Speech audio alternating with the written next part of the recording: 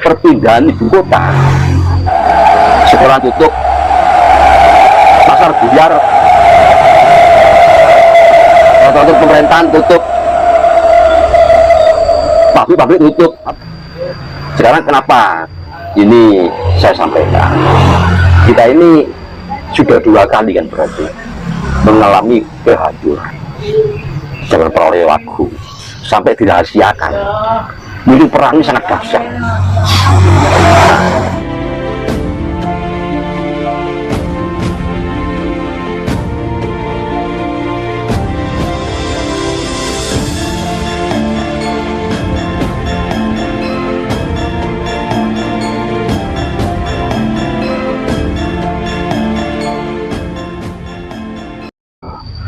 Ada pertanyaan begini, Mbak Gatot. Menurut teori siklus, kira-kira situasi bangsa saat ini itu apakah ada persamaan dengan situasi atau keadaan tempo dulu, Mbak? Pripun? Kalau mendasarkan pada teori siklus ya, bahasa Jawanya itu cokro mandiri. Ini lebih dulu kita ulangi lagi secara global, garis besarnya aja, tentang keberadaan kita di Nusantara ini. Pada zaman apa dimulai, berapa abad yang lampau, itu sekarang ini rupa-rupanya ada para ilmuwan itu mulai menyinggung usia Majapahit. Apa dihitung sejak tahun 1293, yakni di mana Raden Wijaya itu dinobatkan sebagai Maharaja Majapahit, ataukah dihitung mundur karena Majapahit itu salah satu nama dari kerajaan waktu itu dan punya nama lain, ada Wilwarti Tapura, bahkan juga bisa disebut Kahuripan. Tetap dinamakan Majapahit karena ibu kotanya itu di kota Majapahit.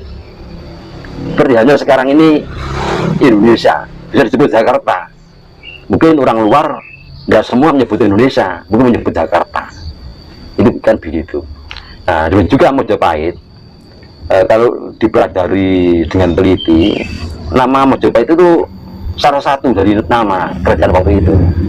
Nah, secara global kan begini, kita ini pernah mengalami satu musibah besar zaman kerajaan Medang. Kerajaan Medang yang berada di tengah-tengah Pulau Jawa, tepatnya di daerah Prambanan, Borobudur itu. Itu disebut oleh sejarawan kerajaan itu namanya Medang. Kalau saya lebih cenderung pada biasanya Borobudur Prambanan, jadi peradaban Borobudur Prambanan sama saja. Jadi terjadi Praroyowagung, apa berbentuk bencana alam ataukah perang, itu yang sekarang ini masih belum bisa dipastikan kebenarannya. Kok semua bangunan-bangunan kuno pertanian itu tenggelam di permukaan tanah, bahkan teruruk. Nah, itu disebut Praroyowagung. Memang tidak mustahil itu peperangan antara dua dinasti besar yang ada waktu itu, dinasti Sanjaya dan dinasti Sailendra. Nah, setelah itu semua warga kerajaan itu tidak mau menghuni di situ, keluar. Nah, ini dari dinasti Sailendra keluar ke Pulau Jawa, bahkan sampai ke Thailand, Vietnam, ya, Kamboja, Laos, itu terus berkembang di sana. Dan dinasti Sanjaya itu lari ke timur, wilayah timur Pulau Jawa. Nah, ini satu kejadian besar.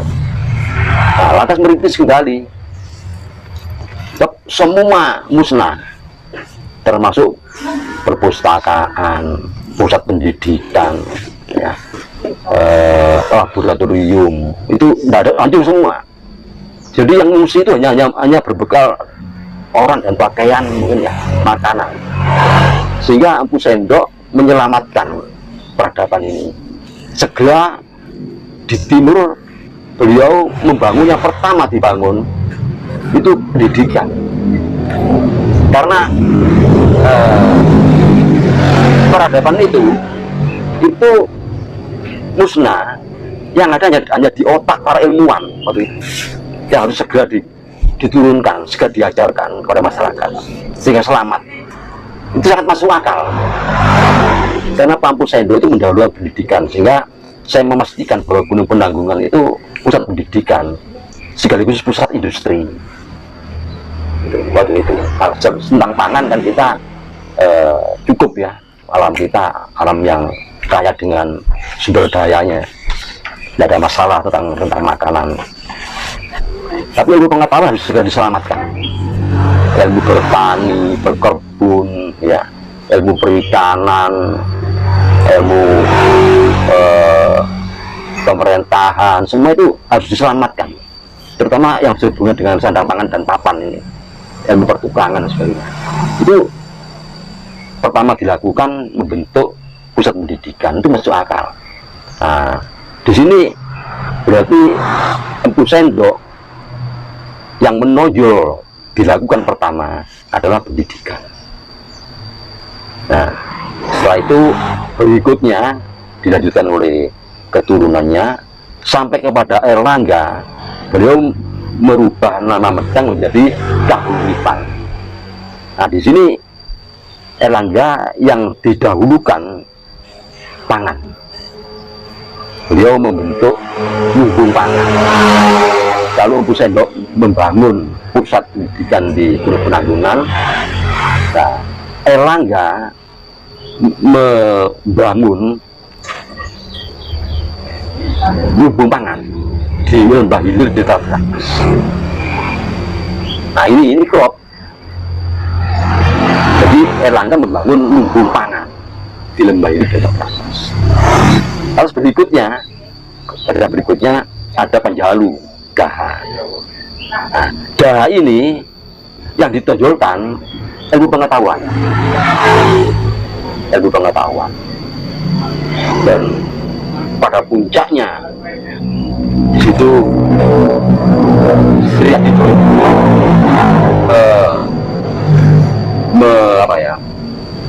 banyak menciptakan pengetahuan baru di situ terkait kehidupan. Nah, selanjutnya Singosari sekarang. Ini garis besarnya saya. Kalau Daha itu Daha itu Sri Adi Joyoboyo. iya, ilmu pengetahuan. Jadi kalau Empu Sendok itu pendidikan, Erlangga itu tanda pangan papan. Kalau di Penanggungan itu kan pusat pendidikan Iya, dan industri. Iya. Nah, Erlangga itu membangun lumbung pangan di Lembah Hilir di Tabrantas. Sekarang Sidoarjo itu. Nah, lantas Daha, ya, Panjalu, jadi Joyoboyo itu membangun ilmu pengetahuan, laboratorium, perpustakaan itu dibangun. Terus berikutnya Singosari ini membangun pusat pertahanan. Jadi meningkatkan lembaga pertahanan dan keamanan Singosari itu, buat militernya. Nah, oleh karena itu berdirinya Majapahit itu tidak dimulai dari nol, sudah ditopang oleh pilar-pilar tadi itu. Pendidikan, terus sandang pangan papan, ilmu pengetahuan, dan militer. Nah, empat ini menopang berdirinya Majapahit. Jadi budaya tidak dibangun dari nol, juga besar. Makanya kalau ada para ilmuwan menggabungkan mulai dari Medang, kayak Empu Sendok ini, Kahuripan, Panjalu, Singosari, itu boleh, bisa. Itu sebenarnya satu negara, satu kerajaan. Dan perpindahan ibu kota tidak berarti membubarkan yang sebelumnya. Dulu apa misalnya ya, dari Singosari atau dari Kediri ya pernah pindah ke Singosari dari pusat pemerintahan di Kediri. Si siapa itu Kerajaan ya, terus itu dipindah oleh Kenaro ke Singosari. Apa waktu pindah itu sekolah tutup, pasar buyar, kantor pemerintahan tutup, pabrik tutup, apa begitu kan dah. Misalnya dari Singosari ya, akhirnya direbut kembali oleh Kediri. Loh, apa pada saat perpindahan ibu kota dari Singosari ke Kediri ini semua instansi tutup, sekolah tutup, rumah sakit tutup kan dah. Di sini juga dari Kediri ini ke Mojopahit, berdiri Mojopahit. Apa itu mengganggu masyarakat? Yang perang-perang kecil itu kan hanya di pusat pemerintahan aja, berbeda kekuasaan. Tidak melibatkan semua rakyat, tidak melibatkan semua pasukan, tidak. Jadi masih berjalan terus. Semuanya dengan sekarang ya, dari Bung Karno ke Pak Harto, kon rame itu, harusnya besar. Kita di daerah apa ada sekolah, jalan kan, kantor-kantor buka, pasar buka, rumah sakit buka, tetap yang laporan, yang misalnya mau kajian yang kirim dari benar, nggak mengganggu itu, sama dengan itu, Jadi mulai dari Kahuripan setelah Prawayawagung ini ya, Prawayawagung di Prambanan Brudo itu, berikutnya kita berdiri lagi Medang sampai Kahuripan dan Medang, ini satu kesatuan. Ini yang kadang-kadang di dalam benak kita ini seolah-olah perubahan pemerintahan, ya tidak. Jadi hancurnya satu negara, ganti negara, enggak.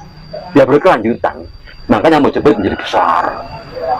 Kalau Mojopahit itu didirikan 1293, terus pada zaman yang buruk itu menjadi bersusuar waktu itu, ya tidak mungkin ya. Kan ditopang dari pilar-pilar ini tadi, sudah besar itu. Nah, sekarang kenapa ini saya sampaikan? Kita ini sudah 2 kali kan berarti mengalami kehancuran zaman Prawayawagung sampai dirahasiakan. Itu perang ini sangat dahsyat.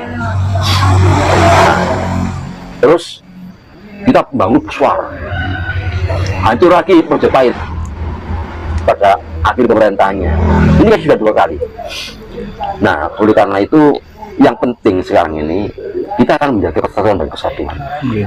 Nah, kalau kita lengah, terjadi perang saudara lagi seperti di akhir Mojopahit atau di Medang, ya ini berarti yang ketiga kalinya mungkin kita parah akibatnya. Nah, jadi pertanyaan tadi tentang Cokromanggilnya, teori siklus itu memang ada. Jadi kalau kita baca apa ya, ilmu alam itu apa namanya, astronomi ya, astronomi ini yang nanti kita bicara itu kan, tapi tidak bicara seperti kita ini bicara tentang astronomi, tidak. Cuma di situ ada yang namanya ruang waktu, itu kan gerakan planet tadi, gerakan planet, dan gerakan itu mesti kalau tidak rotasi ya revolusi.